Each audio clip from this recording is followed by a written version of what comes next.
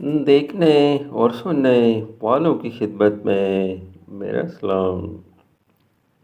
حضرت عبداللہ بن مبارک رحمۃ اللہ علیہ بڑے فاضل یگانہ روزگار شیخ گزرے ہیں۔ شریعت و طریقت اور علم و عرفان میں کامل تھے، مقبول بارگاہ ربانی تھے، علم و فنون میں بھی تجر اصل تھا، بہت سی کتابیں بھی تسلیم کیں۔ اعلیٰ نے دولت بھی دے رکھی تھی۔ آپ کا یہ معمول تھا کہ ایک سال حج کرتے، دوسرے سال جہاد کرتے، تیسرے سال تجارت میں مصروف رہتے تھے اور آئے خدا میں بکثرت روپیہ تقسیم کرتے تھے۔ ابتدا میں ایک بڑے تاجر تھے، ہزاروں روپے کا کاروبار تھا۔ اتفاقاً ایک ماہ پارا دوشیزہ سے عشق ہو گیا، پر یہی عشق حقیقی کا باعث بن گیا۔ اس پری جمال دوشیزہ کے عشق میں شبانہ روزگار بےقرار رہنے لگے۔ ایک عرصہ محرومی اور عشق میں ہی گزر گیا۔ ایک روز کہ سردی شدت کی پڑ رہی تھی، آپ مغرب کی نماز پڑھنے کو گھر سے نکلے۔ کوہر کی فروانی سے اندھیرا ہو چلا تھا۔ دل بے قرار آپ کو کوچہ جانا کی طرف لے گیا۔ اتفاق کے وقت کہ محبوبہ کھڑکی میں بیٹھی ہوئی تھی، آنکھیں دو چار ہوئیں تو سب کچھ بھول گئے۔ نہ ہی خدا کی پرواہ رہی اور نہ ہی خدائی کی خبر۔ کھڑے ہو گئے، باتیں شروع ہو گئیں، مدوشی طاری ہو گئی۔ اتنے میں صبح کی اذان ہوئی، سمجھے کہ مغرب کی اذان ہو رہی ہے۔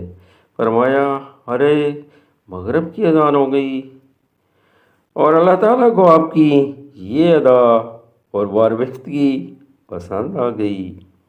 خزانے کا منہ کھول دیا، غیبی آواز سنائی دی، عبداللہ، ایک فانی بندے کے عشق میں اتنی لمبی چوڑی سرد رات کھڑے کھڑے اس مویت کے ساتھ گزار دی کہ نماز عشاء کا بھی ہوش نہ رہا اور صبح کی اذان کو مغرب کی اذان سمجھا۔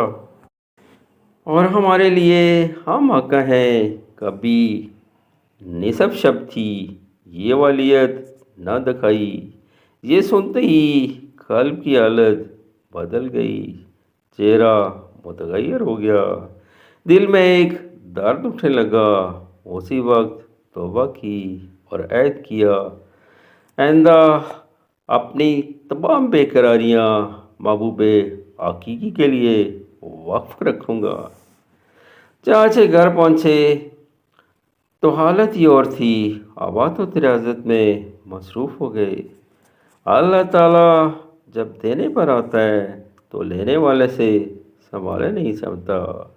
کچھ ہی عرصے بعد یہ عالم ہو گیا کہ سینہ گنجیائے انوار تھا، اور رفت و مراتب کا یہ عالم تھا کہ ایک روز آپ کی والدہ گرامی باغ میں جب پہنچی تو کیا دیکھتی ہیں کہ بیٹا گلاب کے گھنے درخت کے نیچے پڑا سو رہا ہے، اور ایک سیاہ خوفناک سانپ ایک شاخ سے آپ کو ہوا دے رہا ہے۔ جب بندہ اللہ کو ہو جاتا ہے تو اس کی تمام مخلوق اس کی ہو جاتی ہے۔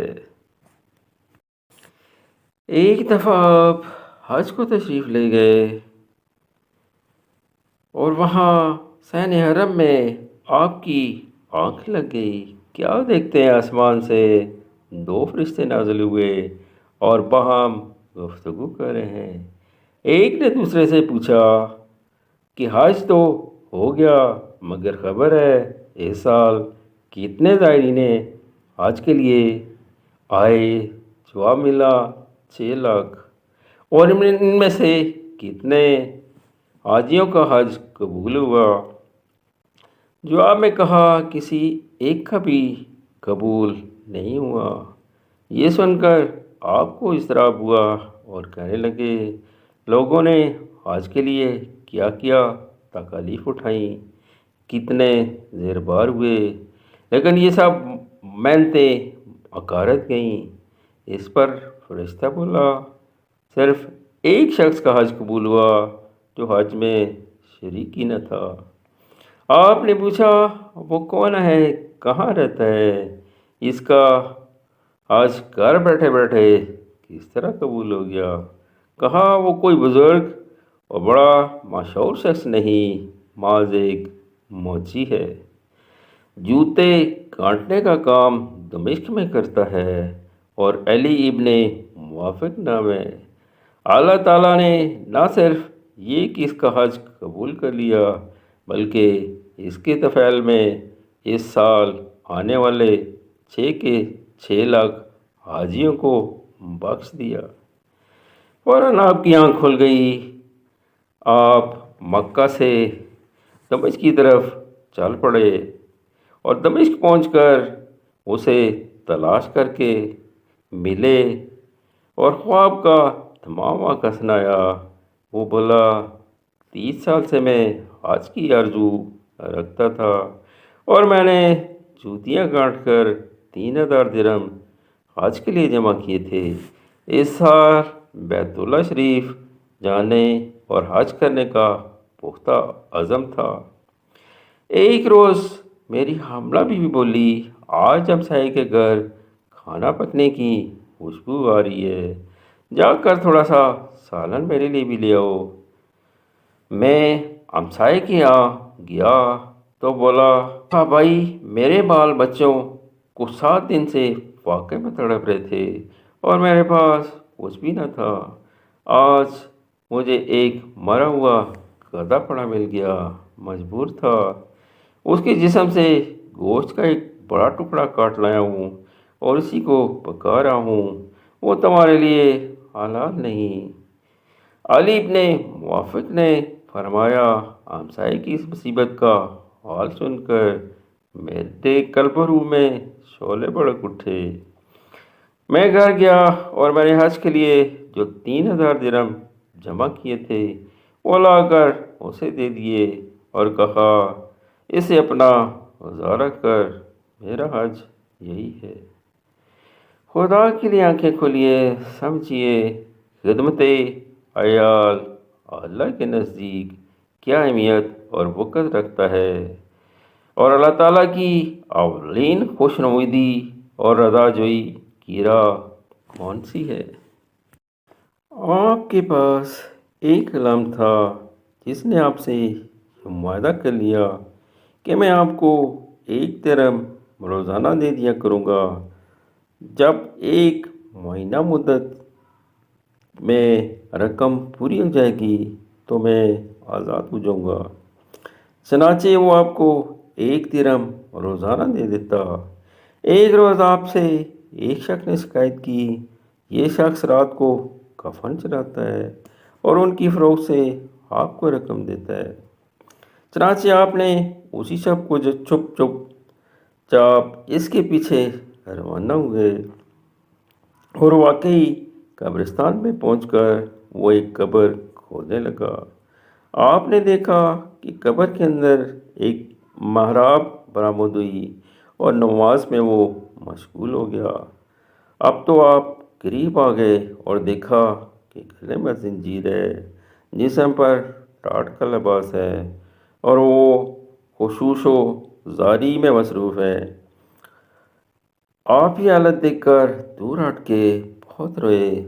صبح قریب ہونے کے ٹائم اس نے قبر کا منہ اسی طرح بند کیا اور مسجد میں آ کر نماز ادا کی، پھر دعا مانگی، یا الہی، صبح ہو گئی، میرا مالک مجازی مجھ سے درہم مانگتا ہے اور میں مفلس ہوں، مفلس کو دینے والا تیرے سوا کوئی اور نہیں، جہاں سے مناسب سمجھے عطا کر دے۔ آپ نے دیکھا اسی وقت ایک شعلہ نور رونما ہوا اور 1 درہم اس غلام کے ہاتھ میں آ گیا۔ اب تو آپ کو تاب ثبت نہ رہی، دوڑ کر گئے، غلام کو سینے سے لگایا اور کہا کاش تم آقا ہوتے اور میں تمہارا غلام۔ غلام نے راز افشا ہوتے ہی دعا کی، رب العالمین تیرے بندے کا راز افشا ہو گیا، بہت رسوائی ہوگی تجھے، اپنے اس تو جلال کی قسم ہے، اب تو میری روح قبض کر لے۔ اسی وقت وہ ٹھنڈا ہو گیا، آپ نے اسے اسی ٹاٹ میں دفن کر دیا۔ ایک دفعہ دوران جہاد میں آپ کا مقابلہ ایک کافر سے ہو گیا۔ نماز کے وقت مہلت لے کر آپ نے نماز ادا کی، لیکن جب آپ نے سلام پھیر کر دیکھا تو وہ بت کی پوجا میں مصروف تھا۔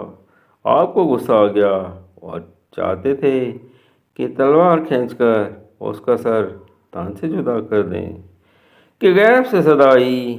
آپ یہ صدا سن کر رونے لگے، اور کافر کو جب اس گریہ اور بقا کا سبب معلوم ہوا تو اس نے ایک نعرہ مارا اور کہا کہ اب ایسے خدا سے بغاوت کرنا نہایت کمینگی ہے جو دشمن کی خاطر دوست پر عتاب کرتا ہے۔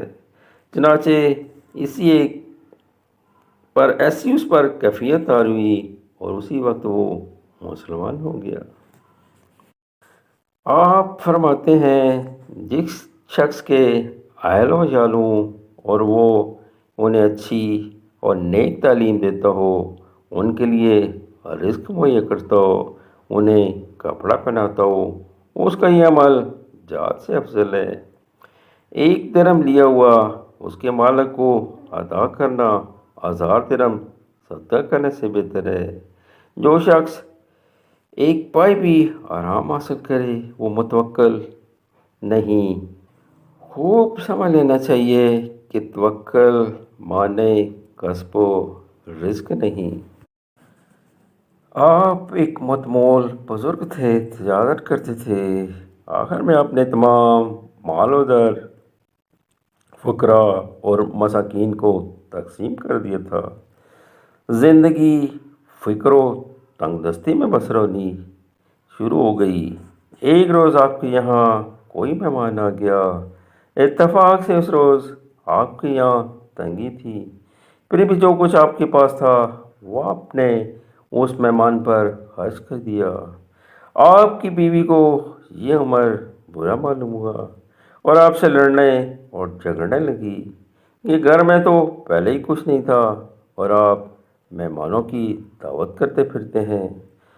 آپ کو بیوی کی یہ حرکت ناگوار گزری اور اسے طلاق دی، حق مہر ادا کر دیا۔ فرمایا جو عورت مجھ سے جھگڑے اور لڑے میں اسے گھر میں رکھنے پر تیار نہیں۔